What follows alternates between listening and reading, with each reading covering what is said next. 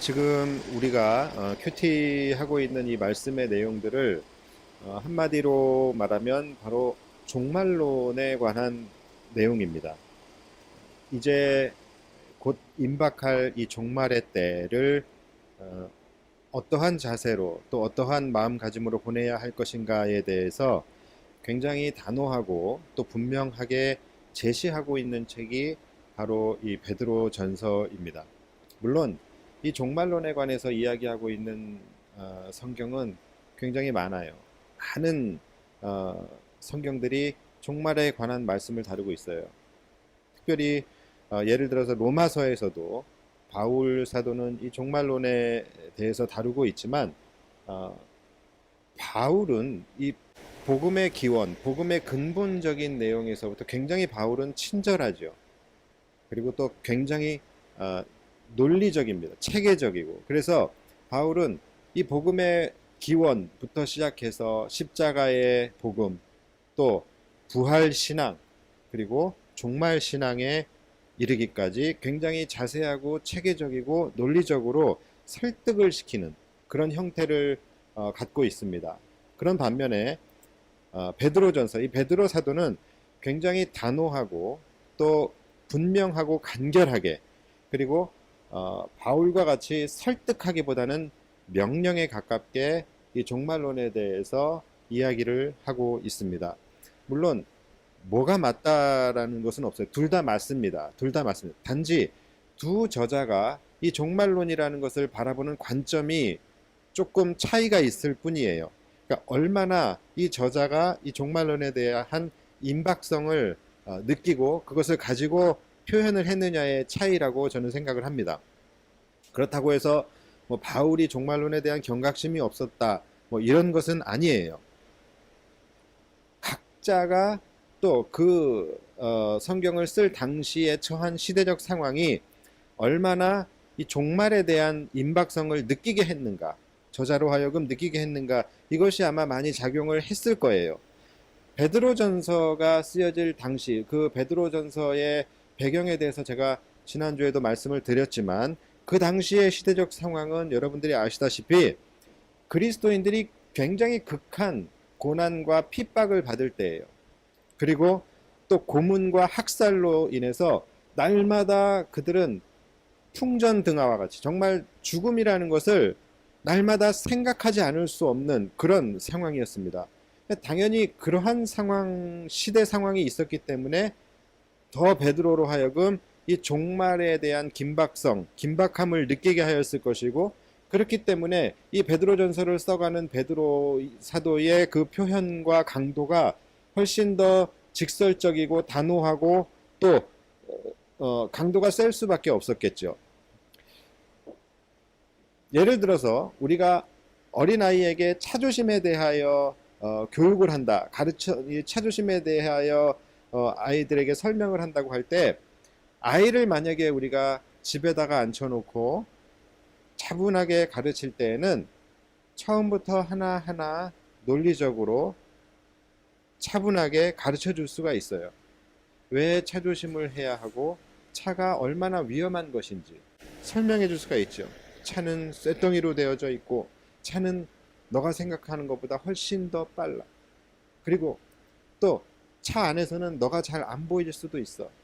차는 속도가 빠르기 때문에 네가 갑자기 튀어나왔을 때에 갑자기 멈출 수가 없어. 차에 치면 굉장히 많이 아파. 죽을 수도 있어. 뭐 이렇게 차에 대한 위험성, 이러한 부분들을 하나하나 차근차근 설명을 해줄 수가 있겠어요. 그러나 상황이 그게 아니고 지금 막 차가 쌩쌩 다니고 있는 그런 차도에서 막 위험천만하게 서 있는 아이가 있습니다. 당장 사고가 날 수 있는 그런 상황이라고 한다면 어떻게 합니까? 그 아이에게 가만히 있어. 거기서 절대 움직이지 마. 건너지 마. 절대 건너지 마. 뭐 이렇게 소리칠 수밖에 없겠죠. 그런 막 위험한 일촉즉발의 상황에서 차는 쇠로 되어져 있어. 차는 동력으로 가는데 차는 네가 생각하는 것보다 빨라. 저 안에 있는 아저씨가 널 못 볼 수도 있어. 차에 치면 많이 아파. 막 이런 거를 설명하고 있을 그럴 틈이 없겠죠. 그냥 그 긴박성에 따라서 반응은 달라질 수밖에 없는 것이죠. 항공사마다 위기 대응 매뉴얼이라는 게 있어요.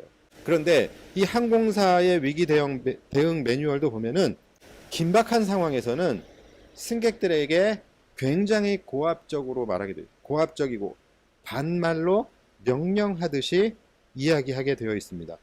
왜 그러냐면 그런 비상 상황에서는 90초 안에 수백 명의 사람들이 탈출을 완료해야 돼요. 그런 상황이기 때문에 그때는 뭐 차분하게 설명을 하거나 부탁을 하거나 설득을 하지 않아요.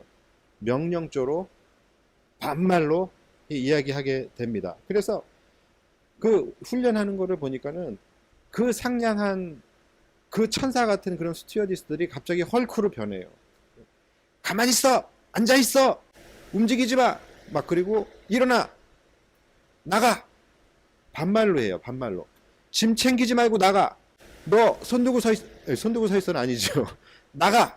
막 이거를 그냥 막 사람의 정신을 확 빼놓을 정도로 굉장히 강압적으로 막 끌고 나가더라고요. 설득이나 부탁 같은 거 하지 않습니다. 베드로 전서, 어떤 사람들은 이 베드로 전서가 베드로라는 사람 자체가 굉장히 다혈질이고 또 성격이 급하고 또 아시다시피 배운 게 별로 없다 보니까 그래서 짧고 간결하게 이야기를 하는 것이 특징이다라고 하는데, 물론 그런 부분도 없지 않아 있을 수 있겠지만 저는 거기에다 그렇게 동의하지 않습니다. 여러분, 베드로가 그렇게 무식한 사람이 아니에요. 베드로가 한 번 설교에 3,000명, 5,000명씩 막 회개하고 뒤집어지고 그랬다고 한다면 베드로는 굉장한 달변가이고 명설교가였어요. 그런 의미에서 볼 때 이 베드로 전후서는 당장 오늘 죽을지 내일 죽을지 모르는 그런 생명이 경각간에 달려있는 그 초대교회 성도들을 향하여 영적 위기 대응 매뉴얼을 따라서 베드로가 가장 중요하고 핵심적인 행동 지침들만 최대한 간결하고 단호하게 직설적으로 써놓은 책이 바로 베드로 전후서라고 생각을 합니다. 그리고 더 중요한 것은 지금 그 베드로 전서, 이 베드로 전후서의 말씀이 지금 오늘 우리에게 선포되어지고 있다는, 지금 우리의 큐티의 말씀으로 지금 우리에게 지금 선포되어지고 있다라는 것은 그만큼 이 시대 역시도 베드로 전서가 쓰여진 그 상황과 다르지 않을 만큼 우리에게는 지금 영적 위기의 상황, 영적으로 굉장히 긴박한 그런 상황이기 때문이지 않을까라는 생각도 해보게 됩니다. 지금 실제로 성도들이 믿음을 지키기에 가장 어렵고 힘든 시대, 믿음을 언제 빼앗길지 모르는 그야말로 영적인 비상 상황이 지금 말 그대로 말세지말, 말세 중에 말세이고 그리스도께서 이 땅의 심판주로 오실 그날이 정말로 임박했음이 느껴지는 그러한 시대이기 때문이라는 것이죠. 그래서 우리가 이 베드로전서를 묵상을 해보면 많은 분들이 느끼셨겠지만 베드로는 절대 친절하지가 않아요. 마지막 때에는 이런 일들이 일어날 텐데 왜 이런 일이 일어나는지 그 이유는 무엇이며 우리는 그럴 때에 어떠한 마음 자세로 이것을 바라봐야 한다, 뭐 이런 것을 일일이 설명해 주지 않습니다. 그냥 이런 일이 일어날 텐데 이상히 여기지 말아라. 이 베드로는 이렇게 이야기해요. 너희들에게 굉장히 불같은 고난과 핍박이 일어날 텐데 그냥 이상히 여기지 말고 받아들여라. 한마디로 그거예요. 그냥 묻지도 말고 따지지도 말고 그거 당연한 거니까 그냥 받아들여라. 더 나아가서 오히려 기뻐하라고 그렇게 베드로는 이야기하고 있습니다. 그런 일들이 너희에게 일어났을 때에 이상히 여기지 말고 의심하지 말고 그거 잘 가고 있는 거니까 너희들 그냥 잘 가고 있다는 것에 기뻐해라 라고 베드로는 지금 말씀하고 있는 거예요. 오늘 본문 12절을 볼까요? 사랑하는 자들아, 너희를 연단하려고 오는 불시험을 이상한 일 당하는 것 같이 이상히 여기지 말고, 너희가 지금 고난과 환난을 당하고 있다면 그것을 가지고 이상히 여기지 말라는 거예요. 나에게 왜 이런 일이 일어났을까? 혹시 내가 알지 못하는 내게 무슨 지은 죄가 있었던 것이 아닐까? 또는 내가 하나님을 잘 믿고 있는데, 내가 믿음 생활 열심히 잘 하고 있는데 왜 나에게 이런 일이 일어났을까? 이렇게 생각하면서 마치 이상한 일이 일어나고 있는 것처럼 이상히 여기지 말고 그냥 당연한 거니까 받아들이라는 거예요. 왜냐하면 너희가 받는 그 고난은 고난이 아니라 연단이기 때문이라는 거예요. 왜 연단인지에 대한 이야기와 설명은 역시 없습니다. 사랑하는 자들아, 너희를 연단하려고, 이게 끝이에요. 너희를 연단하려고 오는 불시험을 이상한 일 당하는 것 같이 이상히 여기지 말라. 너희가 구원의 백성이고 하늘나라의 유업이 절대 썩지 않고 쇠하지 않고, 그렇게 너희의 이 구원과 너희의 유업이 이렇게 보존되어지고 있는 천국의 백성이라고 한다면, 너희들이 그 은혜를 나중에 누리기 위해서 합당한 자로 숙련되어지고 재련되어지는 그런 연단의 시간이 반드시 필요하기 때문이야. 뭐 이런 설명이 있으면 좋잖아요. 그런데 이런 설명이 없고 그냥 그거 고난 아니고 연단이야, 그냥 받아들여, 이렇게 말하고 있습니다. 받아들이는 것을 넘어서 13절 보면, 오히려 너희가 그리스도의 고난에 참여하는 것으로 즐거워하라. 이는 그의 영광을 나타내실 때에 너희로 즐거워하고 기뻐하게 하려 함이라. 뭔가 위로가 되는 말씀인 것 같기는 하지만 별로 근거가 없고 논리가 없어요. 사실은 이건 역설적이지만, 너희가 지금 고난을 받고 있다면 그것이 바로 고난을 받는다라는 것 자체가 너희가 구원의 백성이라는 증거야. 너희가 그리스도의 고난에 동참하고 있다라는 증거이기 때문에 너희는 오히려 고난받는 것을 기뻐할 수 있어야 돼 라는 설명이 있으면 좋겠지만 그게 없어요.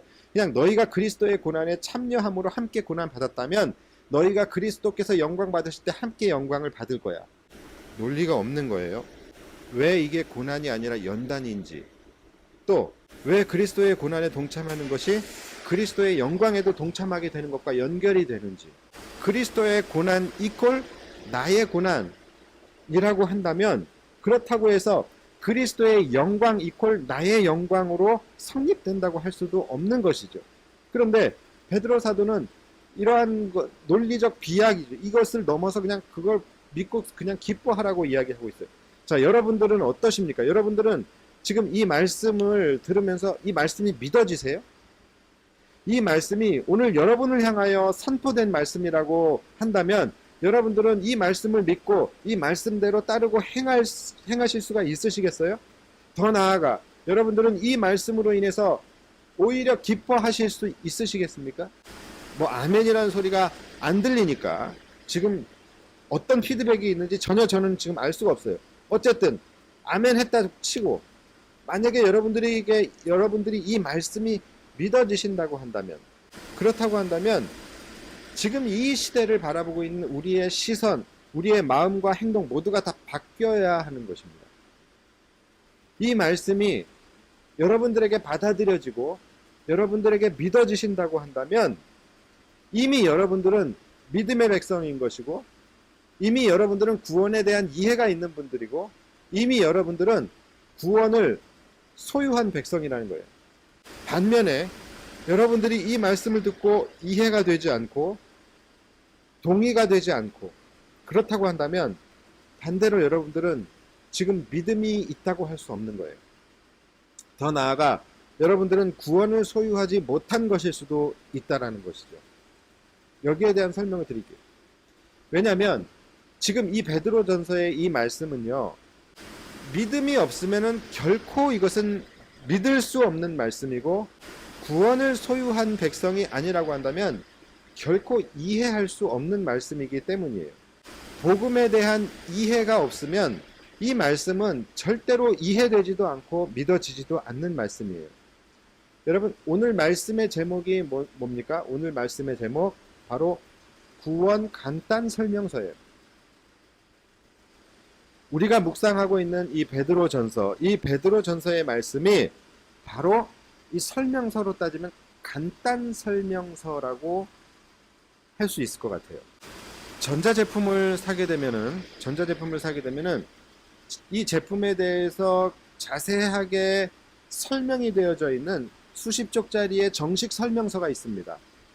정식 설명서가 있어요. 그리고 그 다음에는 그냥 작동 순서만 도식으로 간단하게 그냥 쭉 나열되어 놓은 낱장짜리 간단 설명서라고 있어요.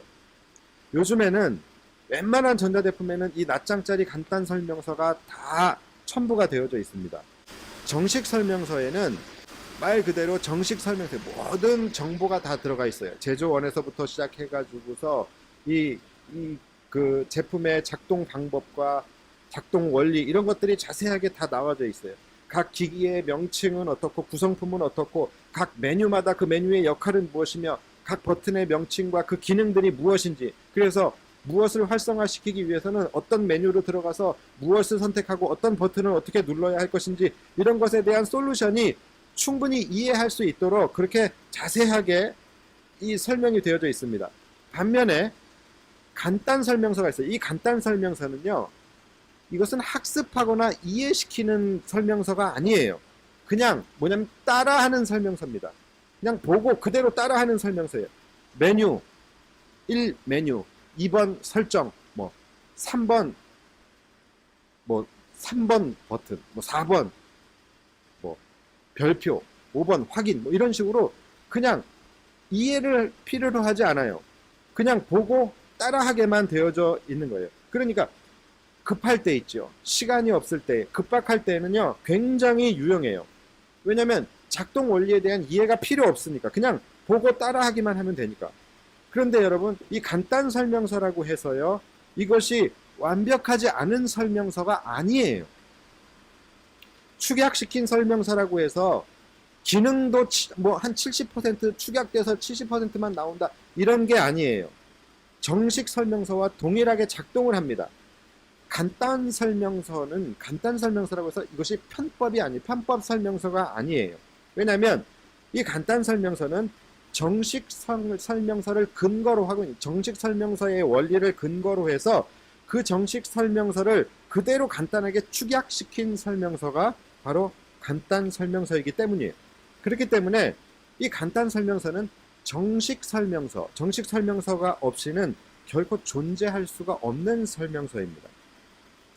우리가 간단 설명서만 보고 그대로 따라할 수 있는 이유는, 이 간단 설명서를 신뢰하고 따라갈 수 있는 이유는 이 간단 설명서가 이전에 있는 정식 설명서에 근거하여서 만들어진 설명서이기 때문입니다. 마찬가지예요. 우리가 우리의 구원을 이룩하는 데 있어서, 우리의 구원을 완성해 가는 데 있어서 이 베드로전서라는 책이 간단 설명서라고 한다면, 로마서를 비롯하여 그리스도의 복음과 종말론적 신앙에 대하여 자세하게 기록된 다른 성경들, 그런 성경들은 정식 설명서라고 할 수가 있겠죠. 예를 들어서 로마서가 이 복음의 기원에서부터 구원에 대한 본질적인 부분을 차근차근 이해하게 해주고 이것을 설득시켜주는 책이라고 한다면, 베드로전서는 그냥 이해하는 책이라기보다는 그냥 그 말씀을 따라 행하는 책이에요. 단, 이 베드로전서를 믿고 따라하기 위해서는 반드시 로마서를 비롯한 이 복음의 본질적인 부분, 복음의 내용을 이해하고 믿는 자여야 한다는 것을 전제로 하고 있다는 거죠. 즉, 정식 설명서를 이해하는, 정식 설명서를 가진 사람만이 이 간단 설명서를 보고 따라할 수 있는 거예요. 아까 말씀드렸듯이 정식 설명서가 없이는 간단 설명서가 존재할 수가 없는 거죠. 간단 설명서는 이 정식 설명서의 원리를 그대로 축약해 놓은 것이기 때문에. 그러니까 여러분, 이 베드로전서를 읽고 이것이 믿어지고 이것을 따라서 순종할 수 있다는 것은 결코 맹목적인 순종이 아닌 거예요. 이것은 결코 그냥 행위적인 순종이 아닌 거예요.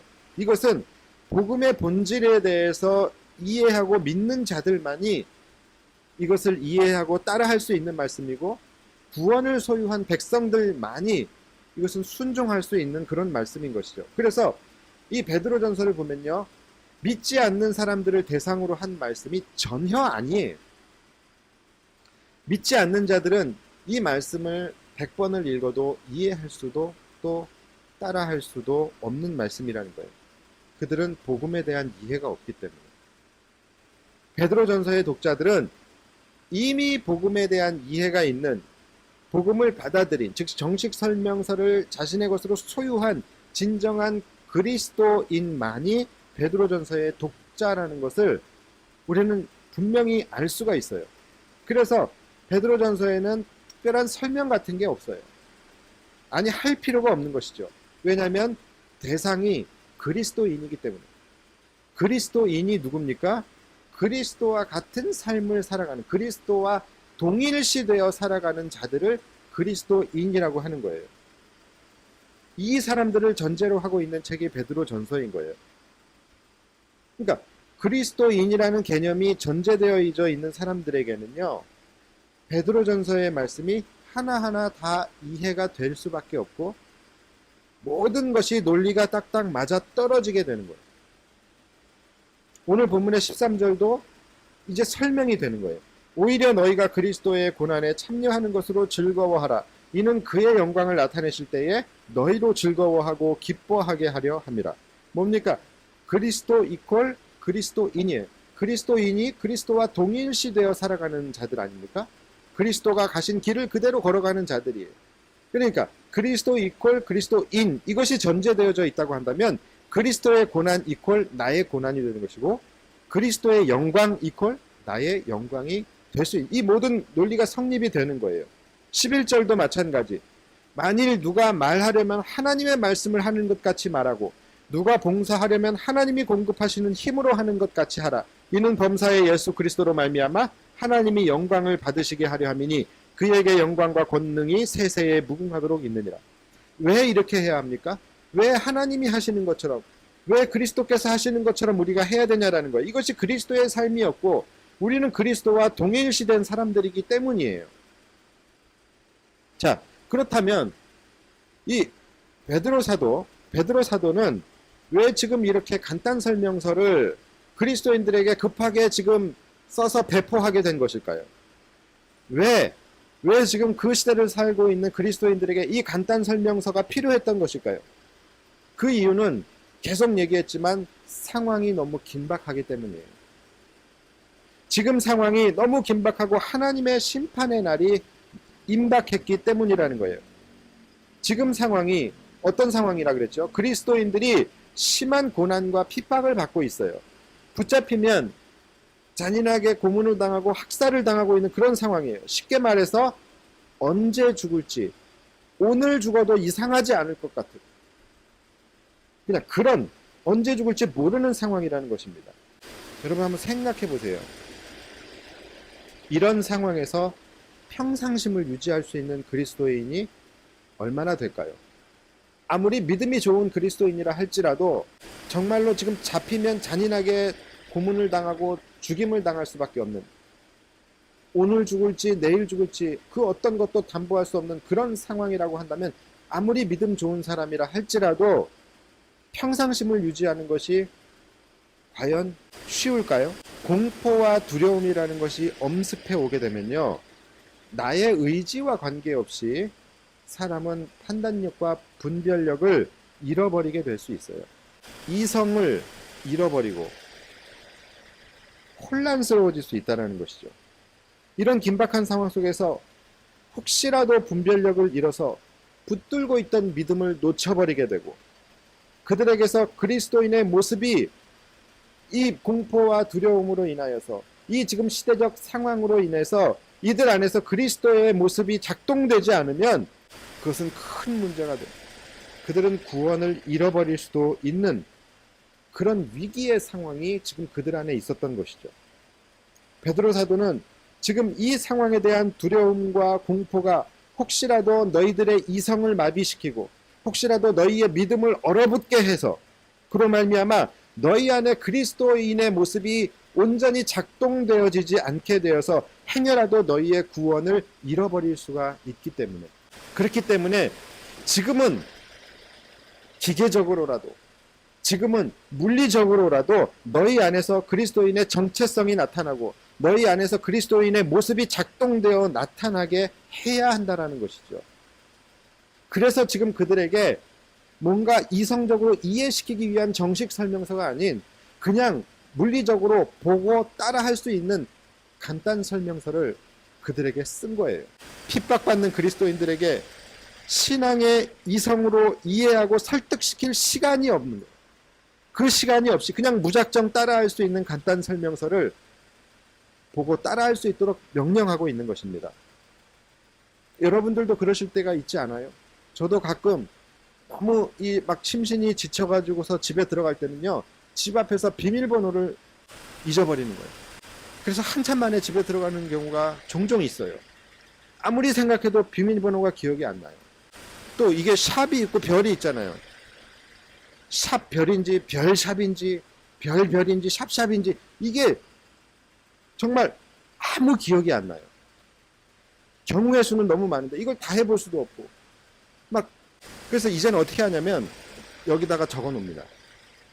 여기다가 해서 만약에 혹시 기억이 안 날 때는, 치매가 아니에요. 치매가 아니라 일시적으로 이럴 때가 있어요. 여러분들도 있잖아요. 이걸 보고서 그대로 찍고, 이성을 거치지 않는 거예요. 이성을 거치지 않고 그냥 기계적으로 보고 누르는 거예요. 사람들은 여러분 다 그렇습니다. 너무 두려울 때라든지 너무 충격을 받았을 때는 이성이 마비되어서 그러는 경우가 있죠. 머리가 하얘진다라는, 아무 기억이 안 나고 아무 생각도 안 나고 이성적인 어떤 활동을 전혀 하지 못하는 거예요. 때로는 이성을 잃어버려요. 그래서 내가 아닌 다른 모습이 나타나기도 하고, 그럴 때에 내가 이성을 잃어버리게 돼. 이성이 없어도 그냥 내가 기계적으로라도 물리적으로라도 따라 할 수 있는 매뉴얼, 즉 간단 설명서가 있다고 한다면 그 위기를 넘어갈 수 있는 거예요. 오늘 베드로 사도는 핍박 중에 있는 그리스도인들을 향하여 바로 그것을 지금 제시하고 있는 것입니다. 너희가 정식 설명서를 소유한 사람들이라고 한다면 일단은 지금 이 위기의 상황에, 이 긴급한 상황에 이 간단 설명서를 보고서 따라해서라도 그리스도인다운 모습을, 그리스도인의 모습을 너희 안에서 작동시키라는 것이죠. 고난이 와도 당황하지 말고, 유난 떨지 말고, 법석 떨지 말고, 이상히 여기지 말고 오히려 기뻐해라. 이것이 어떻게 보면은 그게 말이나 돼? 그게 돼? 뜬구름 잡는 이야기. 그게 아니라 지금 베드로의 이 주문은 어떻게 보면 환난 가운데 있는 그리스도인들이 그냥 맹목적으로라도 보고 따라할 수 있도록 만들어진 위기 대응 매뉴얼이었던 것이죠. 여러분, 우리도 마찬가지예요. 지금 이성적으로 굉장히 혼란스러운 시기를 우리가 지금 지나가고 있어요. 많은 그리스도인들이 한 번도 경험해보지 못한 그런 지금 삶을 살아가고 있어요. 한 번도 경험해보지 못한 코로나를 우리는 지금 겪고 있고, 한 번도 경험해보지 못한 교회의 핍박을 경험했고, 한 번도 경험해보지 못한 교인이라서 받게 되는 세상 사람들의 곱지 않은 시선과 눈총들, 이런 것들도 우리는 지금 받고 있고, 한 번도 경험해보지 못한 예배의 중단, 한 번도 경험해보지 못한 전도의 막힘, 이런 것으로 인하여 우리의 신앙이 위축되고 우리의 신앙을 지금 붙들고 있는 그 이성이 마비가 되고 세상을 바르게 바라볼 수 있는 시선도 마비가 되고 우리의 믿음이 얼어붙게 될 수 있는 그런 상황이에요. 복음이 얼마나 중요하고 복음이 우리의 생명이라는 것을 우리는 너무나도 잘 알고 있어요. 분명히 알고 있지만 사람이다 보니까 이런 여러 가지 한 번도 경험해보지 못한 상황들에 내 이성이 당황을 하는 거예요.